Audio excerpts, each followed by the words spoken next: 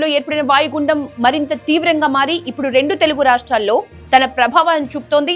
భారత వాతావరణ శాఖ ఇచ్చిన అప్డేట్ ప్రకారం ఆగస్టు 3 వరకు తెలంగాణతో పాటు ఆంధ్రప్రదేశ్లోని పలు ప్రాంతాల్లో మోస్తరు నుంచి భారీ వర్షాలు పడే అవకాశం ఉంది.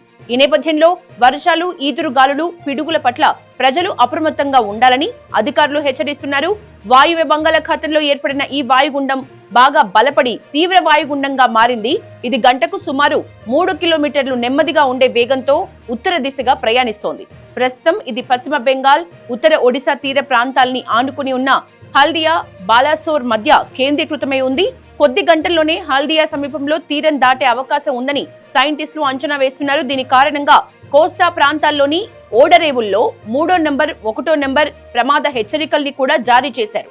వాతావరణ శాఖ తెలిపిన వివరాల ప్రకారం ఆగస్టు 3 వరకు తెలంగాణలోని చాలా జిల్లాల్లో భారీ వర్ష సూచన ఉంది. ముఖ్యంగా ఉత్తర, ఈశాన్య తెలంగాణ జిల్లాలైన ఆదిలాబాద్, కొమరంభీం, ఆసిఫాబాద్, మంచిర్యాల, నిర్మల్, జగిత్యాల, జయశంకర్ భూపాలపల్లి, ములుగు, భద్రాద్రి కొత్తగూడెం ప్రాంతాల్లో అక్కడక్కడ కుండపోత వర్షాలు పడొచ్చు. మరోవైపు గ్రేటర్ హైదరాబాద్ వ్యాప్తంగా తేలికపాటి నుంచి మోస్తరు వర్షాలు పడే అవకాశం ఉంది. సాయంత్రం వేళల్లో ట్రాఫిక్ జామ్లు, రోడ్లపై నీరు నిలిచే సమస్య తలెత్తకుండా పోలీసులు స్పందించారు. ఐటీ కంపెనీల యాజమాన్యాలు తమ ఉద్యోగులను ముందస్తుగా లాగౌట్ అయ్యేందుకు అనుమతించాలని కీలక సూచనలు చేశారు. దీనివల్ల ఉద్యోగులు సురక్షితంగా ఇళ్లకు చేరుకోవచ్చని స్పష్టం చేశారు. వెదర్ రిపోర్ట్ కి సంబంధించి మరిన్ని డీటెయిల్స్ మా ప్రతినిధి కరుణాకర్ అందిస్తారు. పశ్చిమ బెంగాల్, ఉత్తర ఒడిశా తీరం నుంచి కొనసాగుతున్న ద్రోణి ఏదైతే ఉందో అది ఆగ్నేయ దిశగా పయనిస్తున్న నేపథ్యంలో ఇటు తెలంగాణతో పాటు ఏపీకి భారీ వర్ష సూచన ఉన్నట్లు వాతావరణ శాఖ అప్డేట్ అయితే ఇచ్చింది. ఈ అల్పపీడన ద్రోణి కావచ్చు, తీవ్ర వాయుగుండంగా మారిన పరిస్థితి కావచ్చు, ఈ నేపథ్యంలోనే ఇవాళ రేపు భారీ నుంచి అతి భారీ వర్షాలు పడే అవకాశం ఉందనేది వాతావరణ శాఖ తెలిపింది.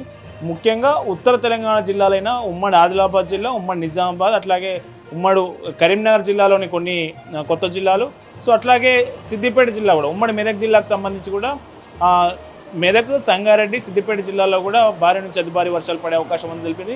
ఇటు హైదరాబాద్లో, గ్రేటర్ హైదరాబాద్లో పరిధిలో కూడా భారీ నుంచి అతి భారీ వర్షాలు పడే అవకాశం ఉందని వాతావరణ శాఖ ద్వారా మనకు అప్డేట్ అంతా ఉంది.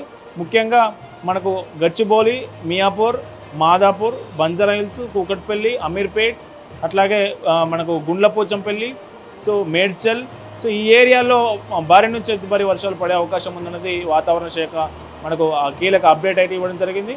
సో జూలై 3వ వారం దాటిన తర్వాత రాష్ట్ర వ్యాప్తంగా వర్షాలు విస్తరించాయని చెప్పవచ్చు. మొదట ఎల్నినో కారణంగా జూన్ మొత్తం 30 రోజుల్లో కనీసం ఒక్కరోజు కూడా వర్షం పడలేదు. జూలై 2వ వారం దాటిన తర్వాత కొద్దిగా వర్షాలు స్టార్ట్ అయ్యాయి. 3వ వారానికి వచ్చేసరికి రాష్ట్ర వ్యాప్తంగా వర్షాలు విస్తరించాయని చెప్పవచ్చు. అయితే ఈ సంవత్సరం ఎల్నినో కారణంగా వర్షాలు మామూలుగా పడుతున్నప్పటికీ భారీ నుంచి అతి భారీ వర్షాలు పడడం అయితే చాలా తక్కువ సందర్భాలే ఉన్నాయి. సో ఈ నేపథ్యంలోనే రాష్ట్ర వ్యాప్తంగా ఉన్నటువంటి రిజర్వాయర్లో నీటి లభ్యత కావచ్చు, నీటి నిల్వ కూడా బాగా తగ్గిపోయింది. సో కృష్ణా బేసిన్లో చూస్తే కృష్ణా మనకు నారాయణపూర్ రిజర్వాయర్ గేట్లు ఎత్తే దాదాపు నీళ్లు జూరాలకు వస్తూ ఉన్నాయి. జూరాల నిండిన తర్వాత సో మళ్ళీ కిందికి శ్రీశైలంకు నీరు వెళ్ళే అవకాశం ఉంది.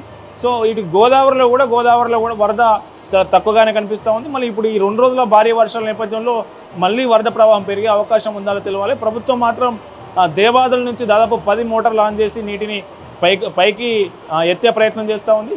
సో ఈ ఆగస్టు 3 వరకు, ఈ జూలై చివరి వారం నుంచి ఆగస్టు 3 వరకు పడే భారీ నుంచి అతి భారీ వర్షాలపైనే ఈ ఖరీఫ్ సీజన్ మొత్తం, ఈ వర్షాకాల సీజన్ మొత్తం ఆధారపడి ఉందనేది వాతావరణ శాఖ ద్వారా మనకు అందుతున్న అప్డేట్.